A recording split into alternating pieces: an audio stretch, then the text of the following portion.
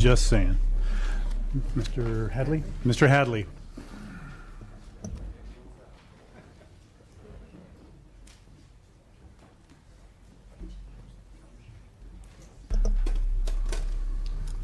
Mr. Hadley, Assembly Bill 1717. Please proceed when you're ready. Thank you, Mr. Chair. Good afternoon, Mr. Chair and members. AB 1717 is a bill to ensure that cap-and-trade funds are spent in a manner consistent with the already expressed will of the legislature. Move the bill. Second. In fact, it is more than that. If the intent and the appropriations of this legislature to have any legal meaning, if the legislature is to retain its authority to appropriate funds and to expect that such funds will be spent as appropriated, AB 1717 is an important bill to enforce our legislative authority as a co-equal branch of California state government. Specifically, AB 1717 does nothing to prohibit the High-Speed Rail Authority from changing course and amending its 2016 business plan to align with the does not prohibit the High-Speed Rail Authority from changing course and amending its 2016 business plan. However, should the High-Speed Rail Authority not adhere to their 2012 business plan that is the basis for the legislature's 2014 appropriation of cap-and-trade funds, that cap-and-trade funding will instead be allocated to fund the Transportation Agency for the Transit and Intercity Rail Capital Program. To understand this bill a little better, I'm going to take you through a little history. In 2012, the legislature passed and the governor signed SB 1029, which was the 2012 High-Speed Rail Trailer Bill. This law references the High-Speed Rail Authority final 2012 business plan and appropriates certain funds for the acquisition and construction of initial portions of the project. The 2012 business plan does two things that are relevant for today's purposes. First, it states that the initial operating section of the project will connect Merced to the San Fernando Valley Gateway to Los Angeles. And secondly, it notes that first construction of the initial operating segment, the IOS, will be from Merced to Bakersfield. That was 2012. Continuing in 2014, this legislature passed and the governor signed SB 862, which continuously appropriated 25% of cap-and-trade funds to the High-Speed Rail Authority and authorized the authority to utilize such funds to begin the initial operating segment and the Phase 1 blended system, which is the San Francisco to Los Angeles route as a whole. This was not an or, this was an and. The High-Speed Rail Authority was not granted the legal authority to not build the initial operating section, the southern segment, with cap-and-trade funds. Beyond the statutory language that's in the bill itself, there was also clear legislative intent. For example, speaking of SB 862, Senator Fran Pavley said, should the 25% of auction revenues be continuously appropriated on the current, and I'll emphasize current, high-speed rail plan, and then she continued, Senate President pro tempore De Leon committed that SB 862 had the goal line of Pomona Valley, and further stated that his speech was intended to make it very clear to the administration what is the spirit of this legislative body. So legislative language and intent were very clear as of 2014. Then in 2015, the High-Speed Rail Authority chose to start redefining terms, apparently in the goal of creating some flexibility for itself. The authority had formerly described the northern leg of the project as the Northern California Unified Service, just as the southern leg had been defined as the initial operating section. However, in 2015, the High-Speed Rail Authority redefined the southern leg as the initial operating section south and the northern leg as the initial operating section north. This change in terms on the part of the High-Speed Rail Authority was not accompanied by any changes in legislation or spending authority. And then finally, as all of you in this committee know, most recently, the High-Speed Rail Authority has announced that they intend to run the first portion of the rail line from north of Bakersfield to San Jose. In light of this significant departure from the 2012 and 2014 legislative language and intent, cap-and-trade funds should now be reallocated through the appropriations process. Finally, This is not just a theoretical concern about which portion of the high-speed rail project will be built first and which portion will be built last. The High-Speed Rail Authority has acknowledged that it does not currently have the funding resources in place to complete the San Francisco to Los Angeles project. There are no federal dollars on the horizon, no additional federal dollars on the horizon, and there is no evidence of private sector funding to supplement state funds. If the High-Speed Rail Authority is allowed to ignore the will of the legislature, there is a very real possibility that California taxpayers as a whole will have paid for a regional transit system, and Southern California taxpayers and passengers will have gotten nothing but broken promises and violated legislation from their legislators. I want to emphasize this bill does not change state policy. It confirms state policy, and it clarifies how cap-and-trade funds should be spent if state policy is not adhered to. I respectfully ask for your aye vote, and David Wolf on behalf of the Howard Jarvis Taxpayer Association is here with me today. Mr. Wolf, will you please proceed? Yes, Mr. Chairman, members, good afternoon. Thank you very much. David Wolf with the Howard Jarvis Taxpayers Association. We're in support of this bill. Members, with this bill, it's not really about the letter of the law, is it? But it's about the spirit. It doesn't really matter whether the north section of the IOS is in the high-speed rail blended plan or not. What matters is it's been the long-standing policy of this legislature for years that cap-and-trade money go towards both disadvantaged communities and high-speed rail. With the high-speed rail route now altered and with ticket prices continuing to increase, moving these funds to intercity rail would certainly seem like it would help far more disadvantaged communities, and it's going to help way more disadvantaged communities in Southern California than in Northern California. So we certainly ask that these funds be transferred to intercity rail projects, just because the opportunity just to put them in high-speed rail just doesn't seem warranted anymore. Ask for an aye vote. Any other witnesses in support of the author's bill? Any witnesses in opposition to the author's bill? Please come forward. State your name and who you represent, please. Thank you, Mr. Chairman. Keith Dunn on behalf of the Association for California High-Speed Trains. And, you know, we support the intercity rail program, and I would take exception to the comment that Mr. Wolf made with regards to disadvantaged communities. The Central Valley is one giant disadvantaged community, so I just would like to point that out. Secondly, you know, the High-Speed Rail Authority, in shifting their business plan, has come before and in the last week had 3 hearings before not only this House but also in the Senate, combined 3 hearings where they discussed the plan, why they're moving forward with the way they are. It's been very transparent. I know that this committee held a hearing I thought was extremely well done, got a lot of good information, but we're moving forward in building this project. We're creating good jobs in the Central Valley. I know that my companion here, Mr. Diaz, is going to talk a little bit more about that, but this project is moving forward, and the notion that the Central Valley doesn't have disadvantaged communities is disingenuous. We are going to build in Southern California, so it's a pause, it's a shift. We're continuing to invest in Southern California with our partners on the bookends, and this project is moving forward, so we'd ask you for a no vote. Thank you very much. Please state your name and who you represent, please. Mr. Chair, Member Cesar Diaz on behalf of the State Building and Construction Trades Council. I'm not going to repeat what my colleague has already stated, which is the obvious. This project is under construction. It is a very accountable project. I know that you've held hearings as well. The Senate just recently held their hearing. We had a budget committee hearing as well, looking at cap and trade and other expenditures, including the business plan. We believe that they're on the right track to actually making this project a reality. Sure, certain issues still remain, but going back and rechanging it is part of actually the problem that has provided some of the issues that actually came to be fixed by the legislative process. So for those reasons, we stand in opposition to this bill. Thank you.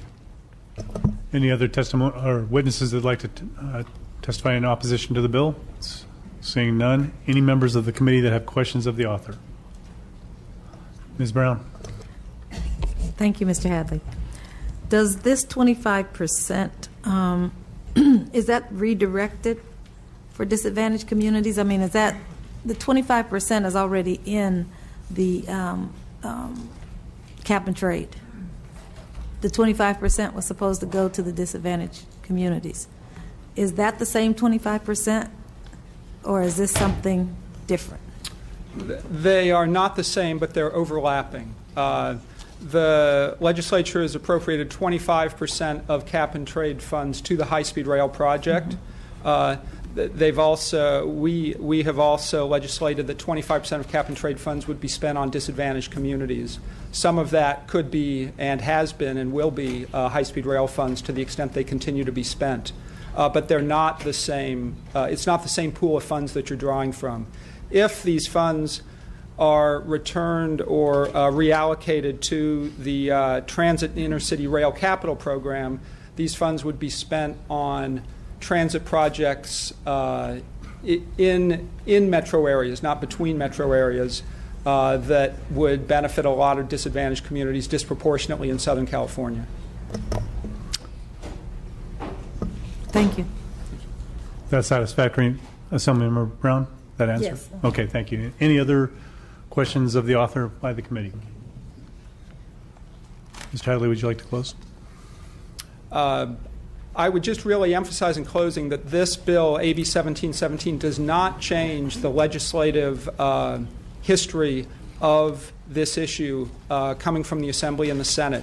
This clarifies that the 2012 business plan that was the basis for the 2014 allocation of cap-and-trade funds should be spent in the way that it was originally intended and legislated, and to the extent that it's not, the High-Speed Rail Authority needs to access non-cap-and-trade funds, and these cap-and-trade funds should be spent on intra-city rail programs. I respectfully ask for your aye vote. Thank you, Mr. Hadley. So we do have a first by Assemblymember Mathis and a second by Assemblymember Baker. Mr. Hadley, I won't be supporting your bill today. I share your concern about project changes, and I'm a contractor, but stuff happens. And then you adapt and you go on. And this is a field of dreams for the Valley. It is one disadvantaged community who has no international airports, doesn't have the ability to get good paying jobs. And these are people that will be able to get into Silicon Valley who have the ability to make a living wage. So I will be supporting this, this effort as it goes forward. I don't believe changing the iOS forfeits the appropriation. For these reasons, I'm going to be voting no on this bill. And Madam Secretary, please call the roll. The motion is due pass to the Assembly Natural Resources Committee. Frazier? Aye. Excuse me. No. Frazier, no. Linder? Aye. Linder, aye. Baker? Aye. Baker, aye. Bloom? Brown? No. Brown, no. Chu? No. Chu, no. Daly? No. Daly, no. Dodd? No. Dodd, no. Eduardo Garcia? No. I'm sorry? Eduardo Garcia, no. Gomez? Kim? Aye. Kim, aye. Mathis? Aye. Mathis, aye. Medina? No. Medina, no. Melendez? Nazarian? O'Donnell?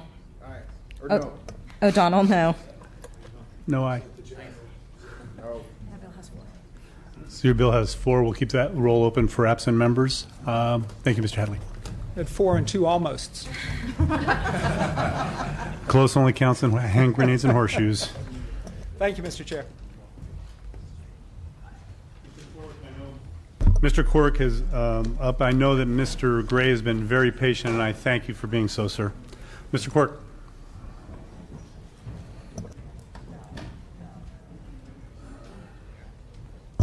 Good afternoon, Mr. Quirk. Assembly Bill 1785.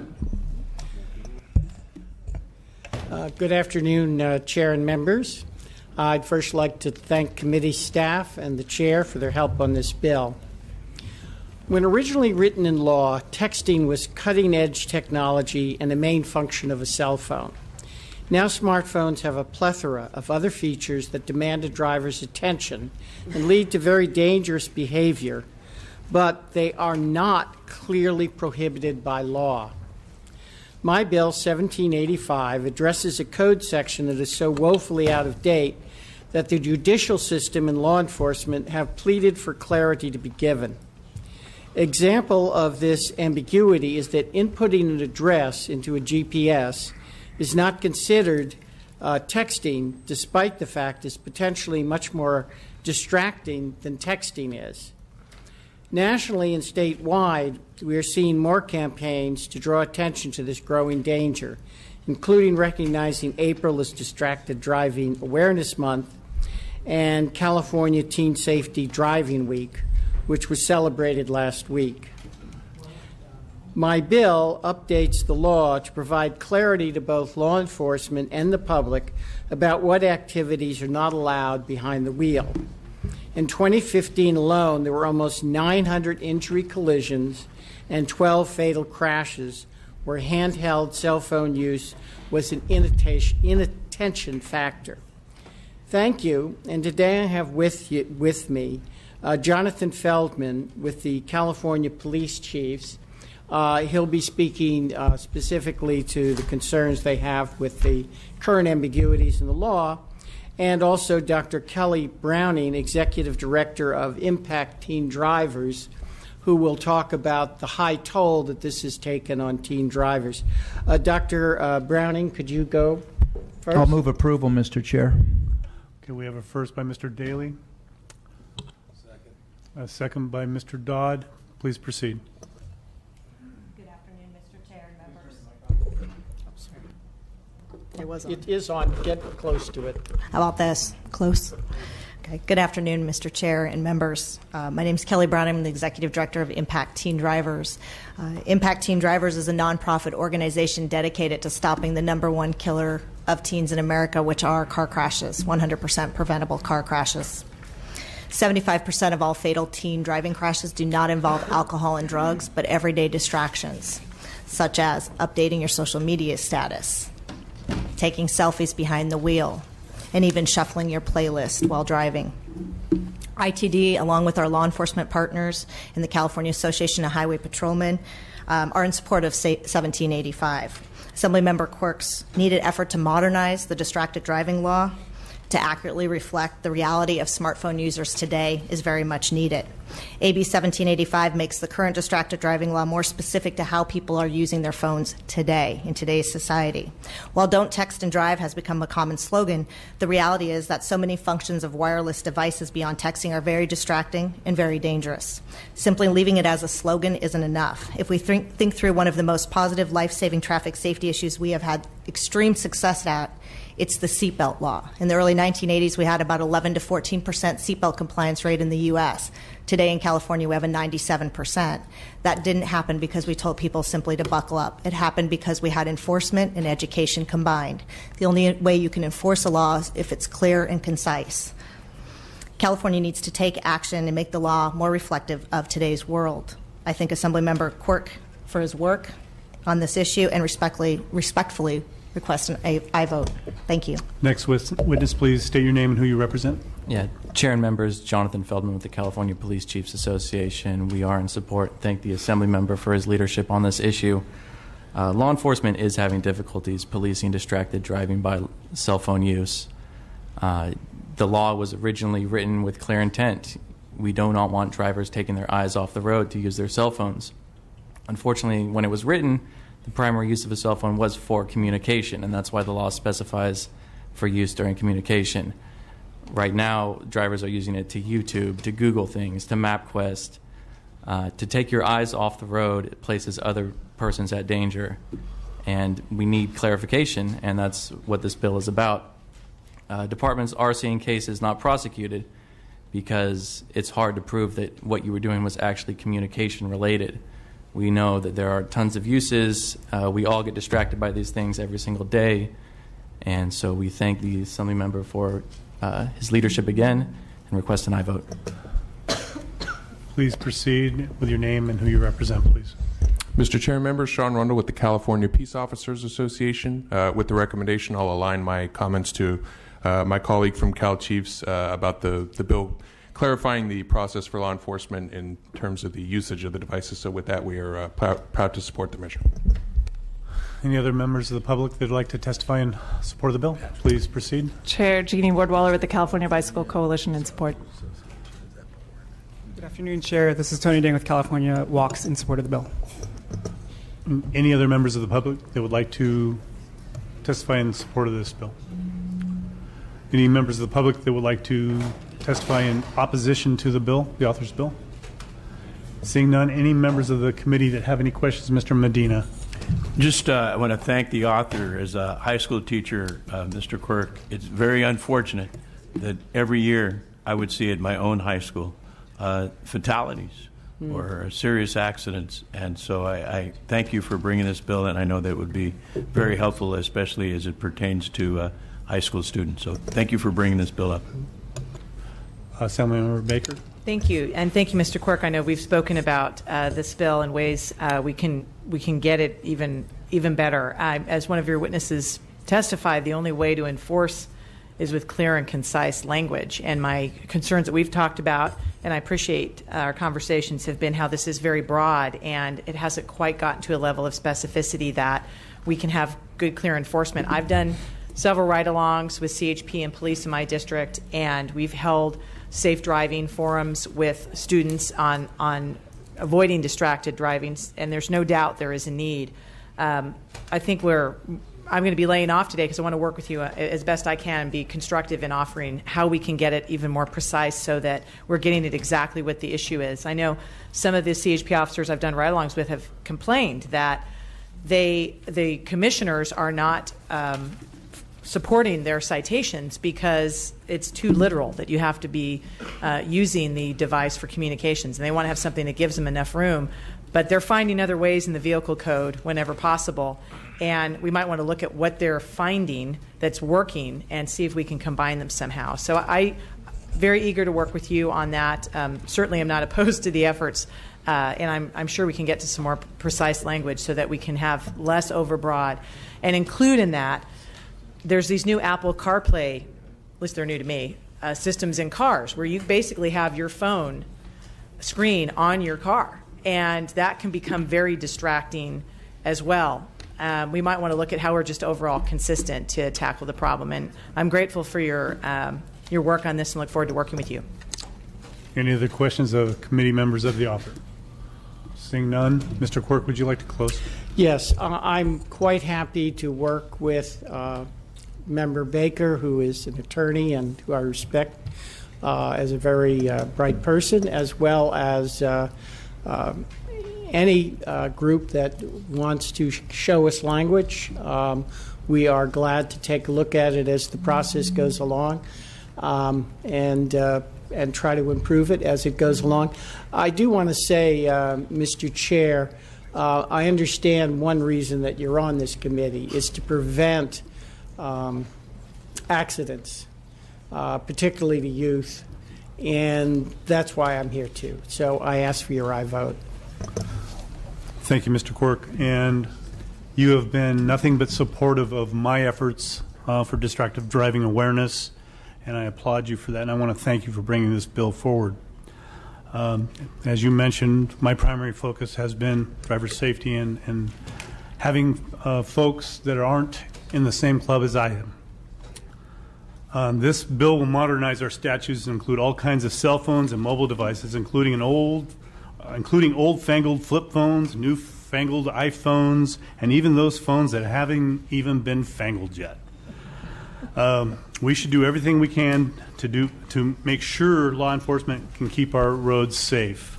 I know that last year when I was doing the distracted driving bills, it was 12,000 tickets a month for distracted driving by the Highway Patrol, and I think on distracted driving month it was 46,000 tickets that were written by the Highway Patrol. They have better things to do, and I think we need to create an opportunity for our driving public that it can wait.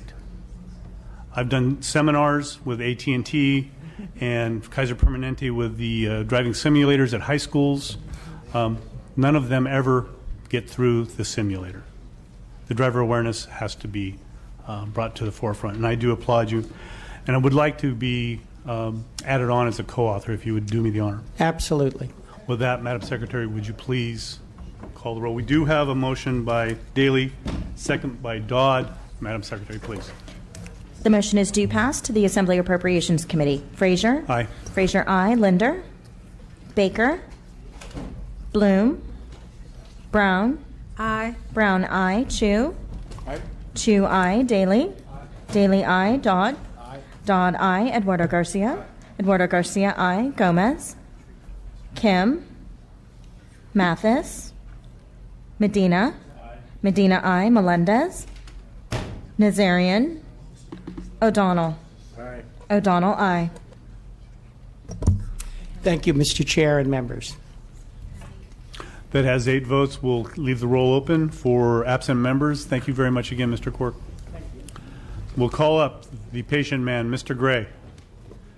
Please step forward.